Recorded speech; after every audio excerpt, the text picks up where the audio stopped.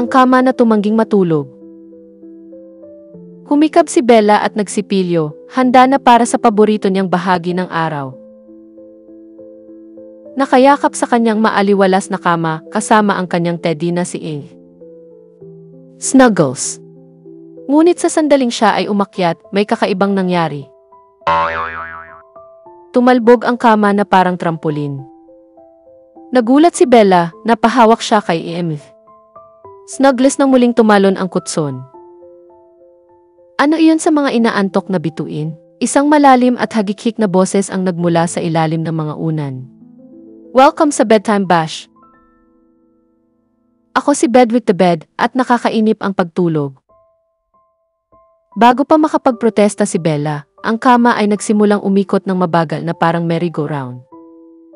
Ang kanyang lampara ay naging isang disco ball, ang kumot ay lumipad at nagparachute pababa sa kanyang mukha, at ang kanyang mga unan ay naging mga paddle sa isang ligaw na laro ng pilyupong.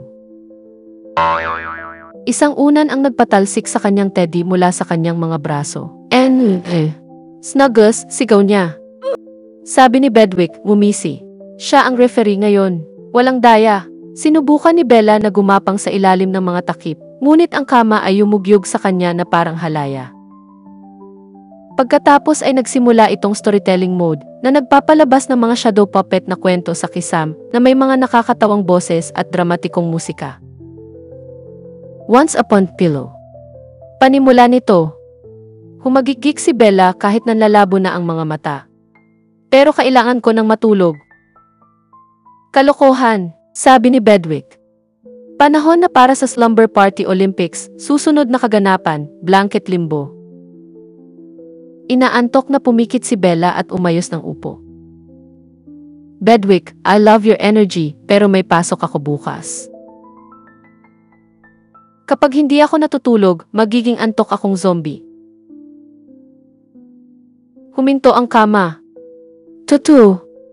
Sa laway at mabagal na paglalakad. Sabi ni Bella, humikab. At baka magsimula akong maghilik sa klase. Napabuntong hininga si Bedwick. Naghihilik, ang kilabot. Biglang kumalma ang kutson.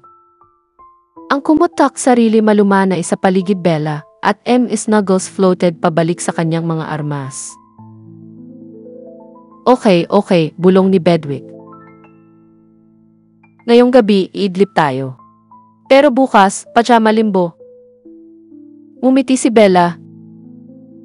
Yumakap at pumikit. Habang papalayo siya, narinig niya ang mahinang pag-ungol ng kama. Sleep tight.